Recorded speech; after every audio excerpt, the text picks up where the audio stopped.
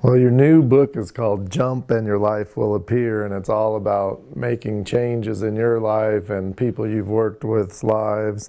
And that book has many intimate details of your life over the last few years.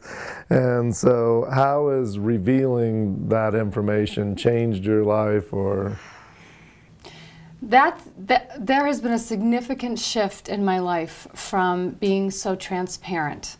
Because, as you know, so much of my journey has been about letting down the walls around myself and not setting the bar as high and not holding myself to these standards of perfectionism the way that I used to. And so in revealing the truth about myself, I have found that it's much easier to be connected to others.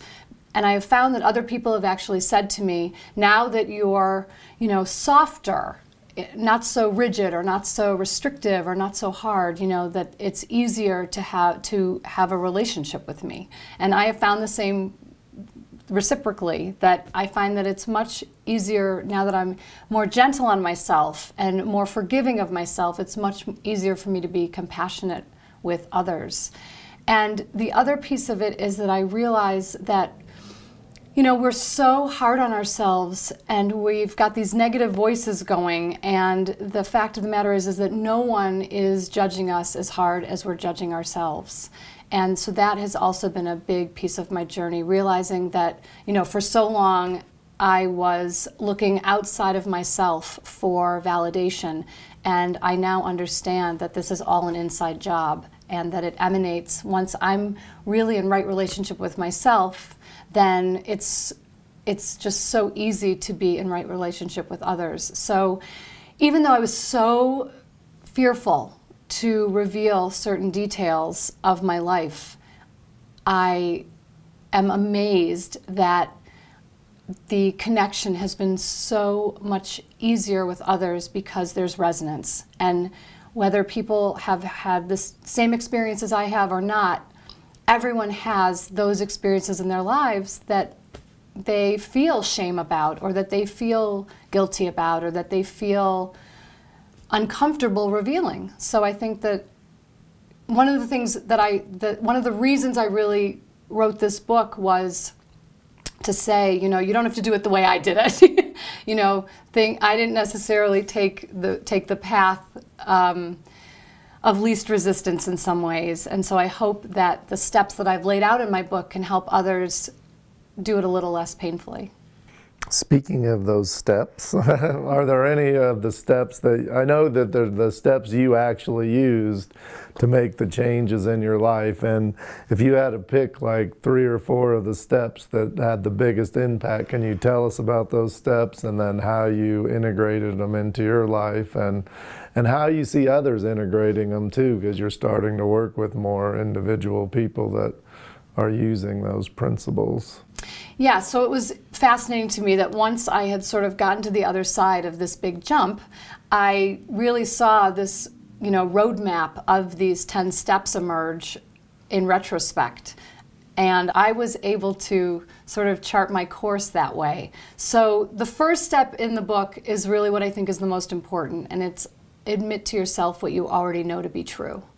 And I think it's not even about that we all have a secret per se, but we all have something that we know that we are still not revealing, that we're still in denial about. And the first step really is about coming clean with ourselves, because that's the first step to making change, and it's the first step to really being able to move into a place of living in our highest and living in our greatest vision. And another very important step for me, and I think for everyone, is about asking for help. And this was one of the most difficult steps for me personally. I really was someone who wanted to be Superwoman and wanted to do everything myself and wanted to be the only one who could do anything. And I was so attached to being that person. And I didn't want anyone to see me sweat. I didn't want anyone to see any of my weaknesses. So to me, asking for help at that time I thought it meant that I was revealing a weakness. And what I've really learned is that the cumulative strength of the people whom I asked for help became my strength to lean on as well. So all the people who rallied around me, the people I feared revealing myself to the most, became scaffolding around me until I was able to grow. So they were really the ones who gave me the courage to emerge. And then I think another very important step is the last step in the book, which is say yes and say it again and say it again. I had no idea what was waiting for me on the other side of making my big jump. And there were unforeseen gifts and opportunities and surprises that were just waiting for me to say yes to. And it was as if as soon as I was willing to move through and make the change, it was truly like the universe was there waiting to support me with open arms. And so I think we cannot possibly imagine for ourselves our highest, our greatest life that's waiting for us once we really commit to making the change.